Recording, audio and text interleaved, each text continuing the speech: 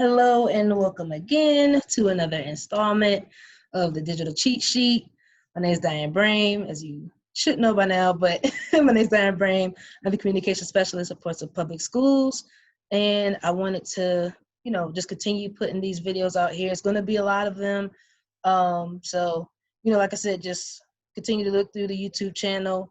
I'm trying to start out with at least about 10 or more with just specific details, getting straight to the point with questions that you all have, trying to get your websites together. So I'm gonna go ahead and hop into sharing my screen here. Today, we are gonna talk about adding a content space page. So I'm gonna move my face out the way because that just helps me focus a little bit. But okay, so adding a content space page, the first thing I did was log in. So I'm logged in, I have my black bar at the top. Just ignore the advanced options and site admin.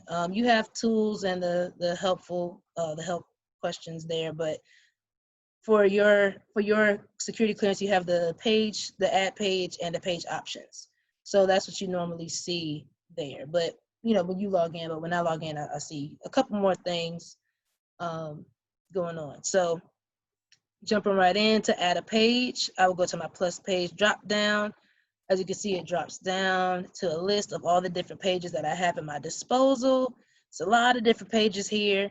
Today, we're going to focus on the two that I said are the main pages. Content space page and external link pages are your two most common pages. Those are the ones I see used all across the division all the time. Those are the ones I use the most all the time as well. So today, we're going to talk about content space page for this video. I'm going to click on that, and it opens up this new page pop-up. It's going to ask me for the page name and the page URL. So I'm going to go ahead and start typing here. I'm going to say test page for video. Now, as you can see, it was populating down here as well, the page URL. They both have an asterisk because, of course, you have to have both. It has to have a name, and you have to have a URL, which is the actual, URL, the extension for the website to even be a website. So you need both. The cool thing is that with this little lock feature here, I can click this, and now I can directly edit this. So if I want the page URL to be something different, test vid, short for video.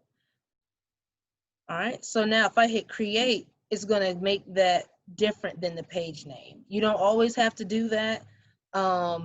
Sometimes it's better if it is the same as the page name. The main thing to keep in mind is that you have to have 50 characters or less for it to work out for you. I'm gonna go ahead and hit lock right here so that, when it's locked, that just means it's taking the page name and boom, it's making that the URL. As you see here, also the underscores replace the spaces. So in internet lingo, I'll say it's best to have an underscore instead of just a space because it would be %20, which is confusing and annoying for everybody.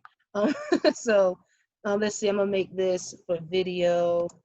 I'm just gonna add digital cheat sheet.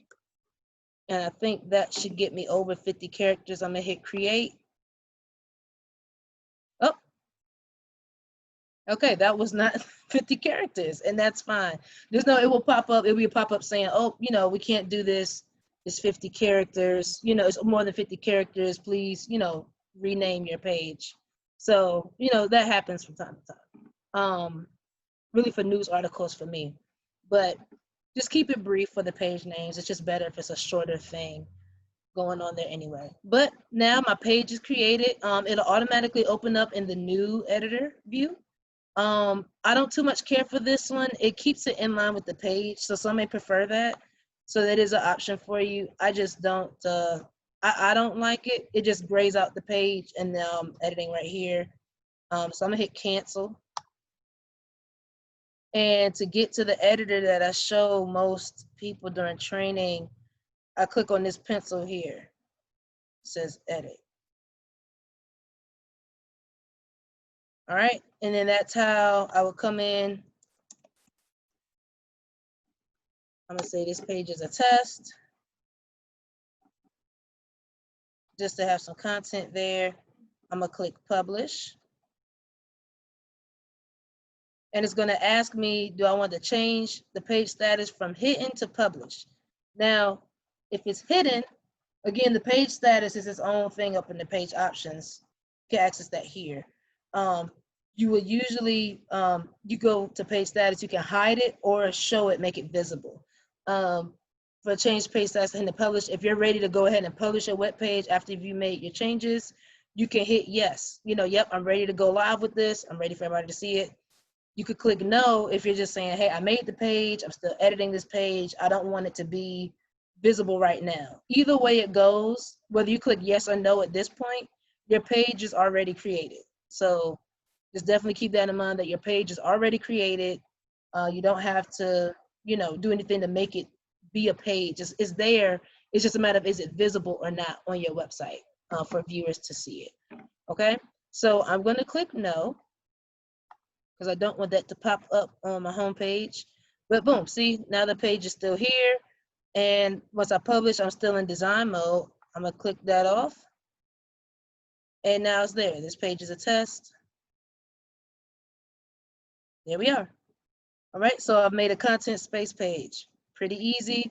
We'll get into how you use the content portlet. The content space page is called that because it comes up with that portlet on the page already for you. And again, the content is literally a glorified text box, if you will. You know, as far as the website's concerned, that's how you put in text. You can do images, videos, whatever you need to put there, embed things, all that kind of stuff. So I guess I was gonna keep it brief, but we literally just made a page and it didn't take long at all. You know, your name of the page is important. You create the URL as you create the name and hit create, and there you are. All right. Now, if I wanted to make it visible, I would go to page options, page status.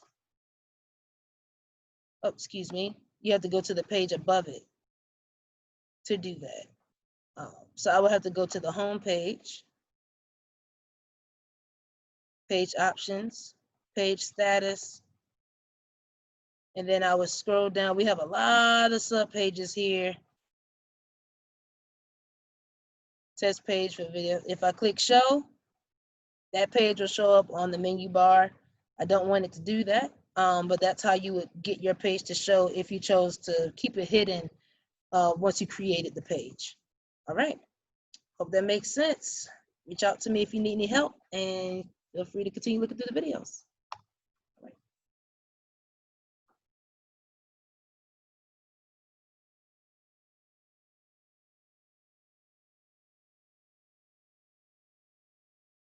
Stop share.